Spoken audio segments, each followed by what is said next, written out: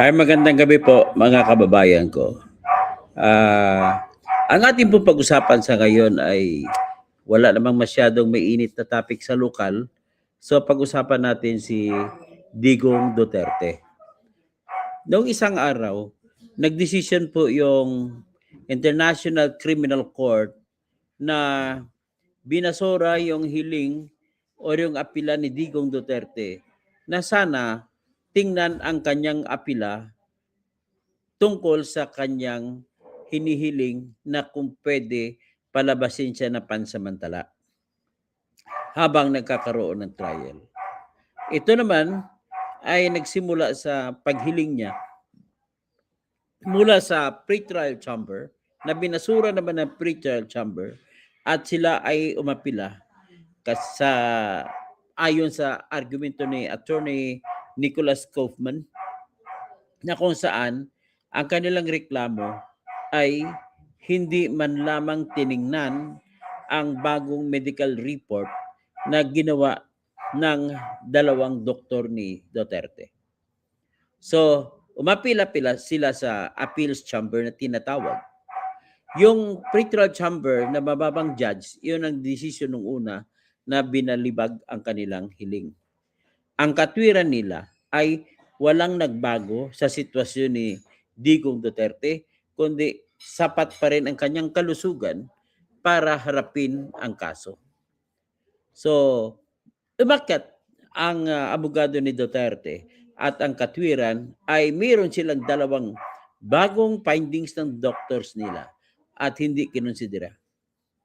Ngayon, ang pagbasura naman ng appeals chamber ay hindi naman daw, ang sabi nila, ay hindi naman daw pwedeng sabihin ng abogado ni Digong na hindi na-considera at dahil daw yun ay malabo ang dahilan. Kumbaga sinabi nila na hindi siya pwede mag-insisti na may bago siyang dalawang mga doktor at iyon po ay dalawang report at iyon po ay hindi nagbabago pa rin ang sustansya ng desisyon ng pretrial chamber. Sa makatwid, mabilis. Makita mo, nakailang apila na siya sa mga tungkol sa interim release. Pero ang bilis ng desisyon. Pero ang tanong, natapos na yung confirmation hearing niya, ay pinakauna pa siya nagsampa ng hiling o motion na ibasura ang kanyang kaso sa kanyang argumento na walang jurisdiction o walang authority ang International Criminal Court. Ang kanyang katwiran pa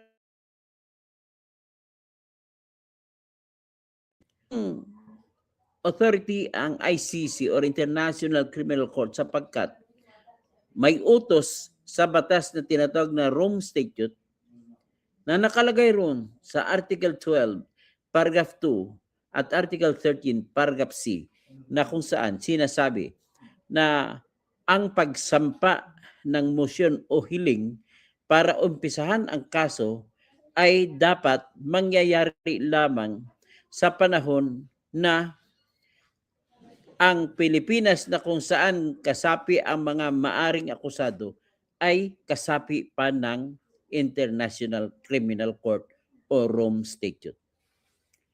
Ano ang katwiran? Maliban sa batas na po yan ng Rome Statute, ang katwiran ay ganito. Ang kaso para isampa mo ay hindi po yan sumasampa ng kaso laban sa tao. Nung sinampa na naghiling sila, ito ay laban sa bansa, sa estado. So kaya nagsampa ng reklamo noong May 24, 2021, itong Office of the Prosecutor ng International Criminal Court at ang pagsampa ay hinihiling na kung saan mag-imbestiga sila sa Pilipinas sa pakay na maaring akusado doon ay makakasuhan nila. Ganun po ang hiling. Ibig sabihin, ulitin ko lang, sino ang kinakasuhan? Ang kinakasuhan po ay Pilipinas, hindi tao. Wala pang pangalan ni Digong na nakalagay roon sa panahon na yun, noong May 24, 2021. At September 15, 2021 ay inaprubahan naman ng pre-trial chamber yung aplikasyon sa Makatwid dahil doon nagpatakbo ng investigasyon ang Office of the Prosecutor. Meantime, sa pagpatakbo nila ng investigation ay umabot sa hanggang 2024 bago sila nakapalabas ng warrant of arrest. Pero bago pa yan, sinasabi ko kanina na pagsampa nila noong May 24, 2021 ng request for investigation sa Pilipinas ay hindi na member ng Pilipinas. Bakit hindi member ang Pilipinas? Kasi po, noong March 16, 2018, ay nagsampa ang Pilipinas ng withdrawal sa International Criminal Court. Yung pag-withdraw nila, base naman sa batas na Rome Statute, sa loob ng Article 127, ay dapat 1 taon pa ang palugit bago sila, ang Pilipinas, ay mawawala ng tuluyan sa pagiging kasapi ng International Criminal Court. So kung sinampa noong March 16, 2018, ang pang-1 taon ay March 16, 2019. Sa Makatwid, March 17, 2019 ay hindi nakasapi ang Pilipinas. Kaya nung nagsampa ng request ang International Criminal Court Office of the Prosecutor noong May 24, 2021 ay hindi na po kasapi ang Pilipinas sa ICC.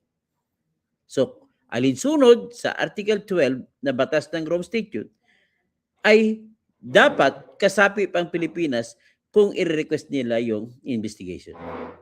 At dahil hindi, yan pa rin ang argumento ni Digong. Hanggang ngayon po, ay hindi pa rin nadidesisyonan. October 2025 pa na umpisahan ang kaso na yan, sinampa sa pre-trial chamber, at ang pre-trial chamber ay binasura. Ibig sabihin, sabi ng pre-trial chamber, meron kaming authority or jurisdiction. Pero umapila si Digong Duterte o ang kanyang abogado ni si Attorney Nicholas Kaufman sa Appeals Chamber ng International Criminal Court. At bit-bit pa rin ang argumento na nagkamali ang pre-trial chamber judges sa pagsabi na mayroon silang jurisdiction dahil hindi inaalintana ng pre-trial chamber na dapat wala ng jurisdiction ang International Criminal Court sa Pilipinas sapagkat hindi na ito kasapi ng ICC nung time na sinampa nito ng OTP or Office of the Prosecutor ang kaso.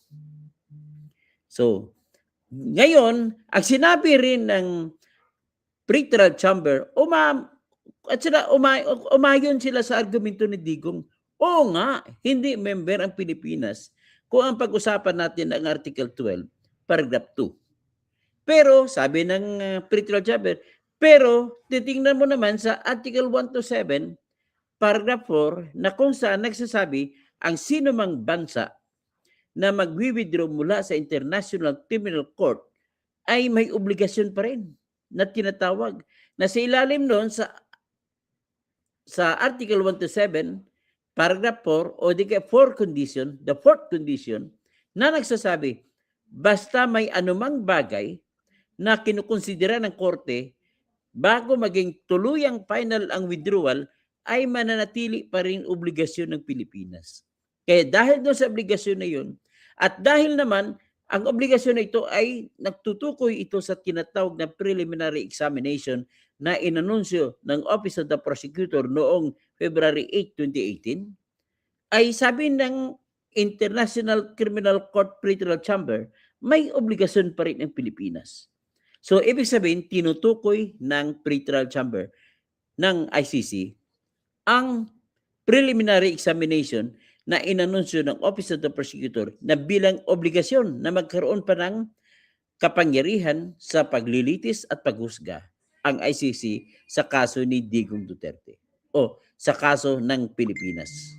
So, ganun ang argumento nila. Ngayon, Ang argumento na rin ng mga abogado ni Duterte, hindi po pwede gamitin ang preliminary examination na dahilan para sabihin mo mayroong pang obligasyon ng Pilipinas na makipagkooperasyon sa paglilitis at paghahatol. Sapagkat ang preliminary examination po ay isang gawain na kung saan parang naging pulis lamang ang mga Office of the Prosecution or the prosecutor. At hindi sila opisyal na nanghihingi ng mga certified copies ng mga dokumento. Panay informasyon lang yun, makukuha nila. Kailan sila makakahingi ng certified copies? Sa panahon na lamang kung mayroong authority na binigay na ang pre-trial chamber sa prosecutor na mag-imbestiga na. At kung may authority na sila, saka pa lang makapaghingi ang International Criminal Court Office of the Prosecutor sa Pilipinas, sa mga opisina sa Pilipinas, ng mga certified copies na kung ano-anong mga dokumento. Halimbawa, report sa mga kung ilan lang namatay. The only way na bibigyan sila ng Pilipinas ay kung meron ng authority na binigay ang Office of the Pre-Trial Chamber ng mga judges sa prosecutor. Kasi kung prosecutor lang, hindi sila pwede na manghingi na sila lang. So, anong ibig sabihin nito? Ang argumento ni Kaufman nagsasabi na kapag hindi kayo makahingi ng tinatag na certified copies, ano ngayon ang gagamitin ninyo na papel para manghingi ng warrant of arrest laban kay Digong? Kung wala kayo certified copies, kasi hindi gagalangin ng korte ang hindi certified copies. So ngayon, ibig sabihin, ang argumento, kung preliminary examination lamang ang basehan mo, hindi sila makapanghingi ng certified copies. Kailan naman nakahingi ng certified copies ang Office of the Prosecutor? Noong after September 15, 2021, nung pinayagan na sila ng Office of the ng Pre-Trial Chamber na mag-imbestiga. So with that, ibig sabihin, ang tanong ngayon, nag-imbestiga na sila starting September 15, 2021, tumalon 2022, wala pa rin silang ginawa. 2023, wala pa rin silang ginawa. Pero sa 2022 hanggang 2023 ay na-defer muna yung takbo ng kaso dahil humingi ng suspension ang Pilipinas sa pamamagitan ni Minardo Guevara at ni BBM.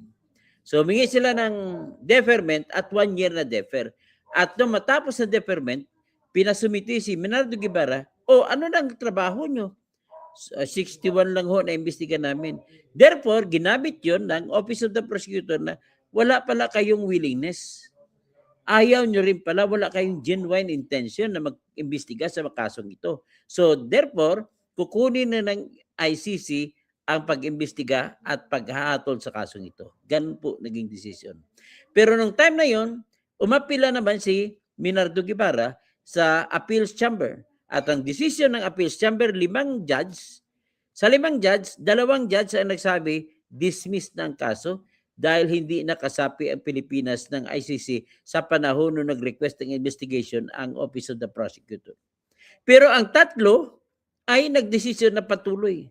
Kaya yan ang standing ngayon. Sa July 2023, may 2 judge na nagsabi walang jurisdiction at may 3 na nagsabi na meron. Fast forward tayo ngayon. So ngayon, nag-apila ulit. Ito na si Digong na nag-apila ngayon, hindi na Philippine government. Nung nag-apila na si Digong, so may malaking chance si Digong na aprobahan na mananalo siya sa issue ng kung may jurisdiction pa rin ba ang ICC o wala. Sapagkat, noong 2023, nanalo ang 2 judge ay nagboto na walang jurisdiction. So ngayon, sa 2 judge na yan na bumoto na walang jurisdiction, may isa pa na natitira. Yan po ay si Gotza Lordki Panidsi. Ang isa na siya nagdesisyon na walang jurisdiction na si Judge Perin de Bretsambaut ay nag-retire na. So may natira, may pumalit kay Perin de Bretsambaut. So ang issue ngayon, maniniwala kaya yung natira ng mga bagong judge sa mga 4, maniwala kaya sila kay Judge Gotza Lordki Panidsi na wala ng jurisdiction ang ICC sa Pilipinas? Malamang. Ang lakas po ngayon ng argumento at dami na po ang nagsasabi, mga expert sa criminal jurisdiction ng ICC ang nagsasabi na wala ng jurisdiction ang ICC sa Pilipinas. So malaki ang chance. But the problem is, bakit hanggang ngayon wala pa? So nakailan na, may mga ibang issue na dumating sa appeals chamber, binasura na rin, nagdesisyon na rin ang appeals chamber, kagad-agad. Pero ano nangyari dito sa question sa apila ng jurisdiction? Ganito po kasi nangyari. Noong nag-apila si Duterte, pinasagot ng appeals chamber ang prosecution at ang mga abogado ng biktima. Pagkatapos, ang pagsagot nila, ang ginawa naman ng pre-trial, ng appeals chamber, naguluhan sila. Hirap na hirap sila sa pagdesisyon. So, ginawa nito, inutusan ulit ang pre-trial chamber at inutusan ang prosecutor at ang abogado ng mga biktima na magsumiti pa na dagdag argumento. At inutos mismo ng appeals chamber, magtutok kayo sa ganitong issue. Ano ang tingin ninyo sa Article 12, Paragraph 2 at Article 13, Paragraph C? At ano naman ang tingin ninyo sa Article 1 to 7,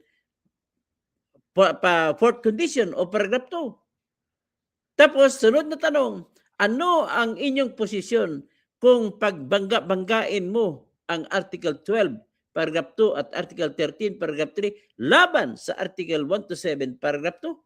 Yun ang huling tanong. Ngayon, nakapagsagot na ang Office of the Prosecutor, parang inulit lang nila ang kanilang argumento at bumanat na ngayon si Attorney Kaufman. Ang sabi ni Attorney Kaufman, hindi po kayo makahingi ng warrant of arrest kung hindi certified copies ang mga papel na gagamitin. Ngayon, ang tanong naman ni Kaufman, paano kayo makahingi ng certified copies ang Office of the Prosecutor? Ang sagot, kung meron na po itong authority na binigay ang pre-trial chamber.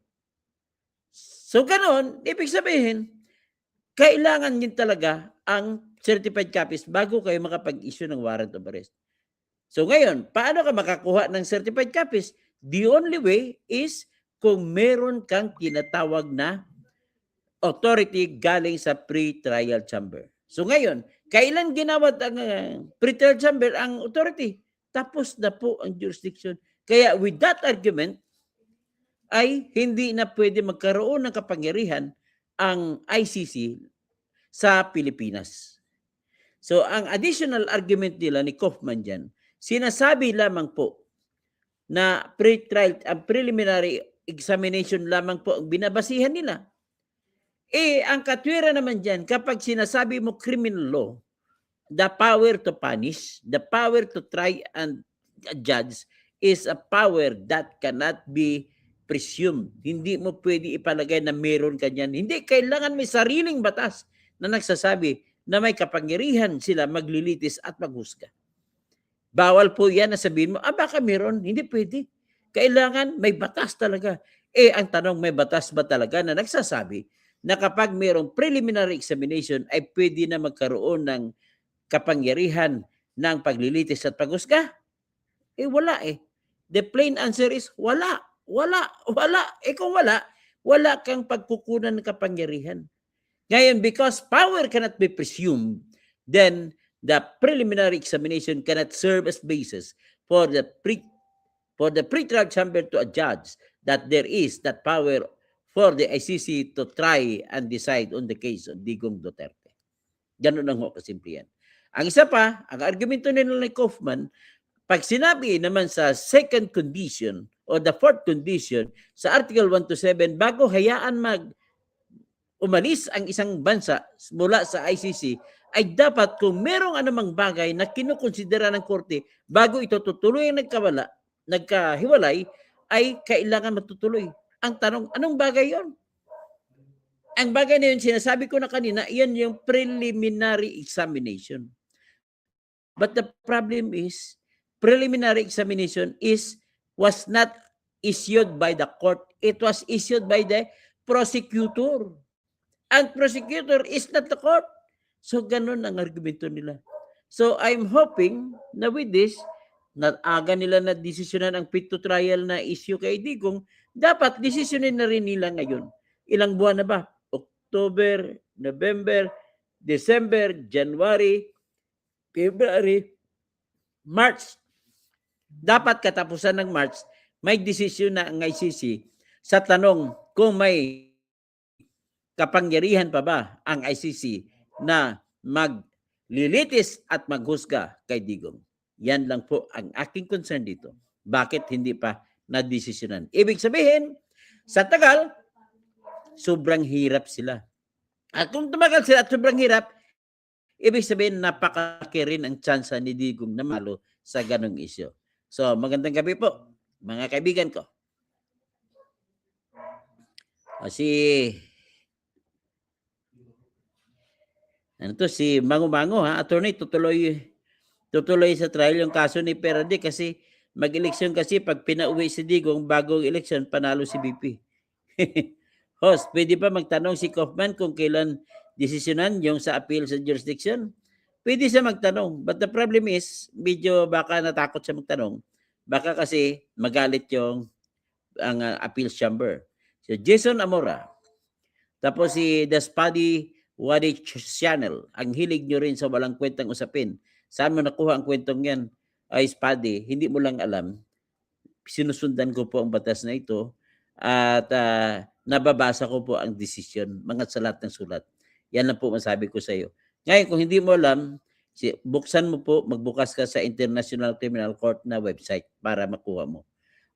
Si Putin, totoo, hindi approve, interim release. Iba yung interim release, yung sinasabi ko, yun ang inaprubahan ng una. Pero ang hinihiling ko rito, kung kailan aprubahan o desisyonan. Ang issue na kung may kapangyarihan pa ba ang ICC kay Digong wala. Yan po, iba pong issue yan, ang interim release. So, naimbang rabi, mga kapsat ko. Sino sabi, Spadi, bubo? Hindi po ako bubo, ikaw lang bubo, Spadi. Kung anong pangalan mo, pakilagay yung pangalan mo para malaman natin magdebate tayo. ICC Bulok, natambakan ng maleta. Lucia Kala. Hi. Leo Omboy. Base na bayaran na pod. Kidnapping naman, mahimo nila. Virgie Piquero. Fernando Rafael Fernandez Cuervo. Musta na engineer, Toto Kausing. Good afternoon. Senyor. Muy bien. Angelo Dadulia. Mga FW dyan sa Middle East, antabayanan nyo. Magpadala si Sara ng spaceship dyan. Toto Kausing, buang ka na. Hindi pa ako buang. Ikaw lang Arguel La Guardia ang buang. Kasi napakabubo ninyo eh. Yan ang problema sa inyo. Herty Besisla Moises, Chrissy C. Okay? Yan ang masabi ko sa inyo. Yung kumukontra sa akin, bubo. Good evening, Dr. Kausing. Lope Liagogo. Doro Karako, mga troll. Kay Kumaro. Jason Amora, hanggang dyan na muna tayo. At ang aking sasabihin lang naman ay magandang gabi po sa inyo, bayan ko.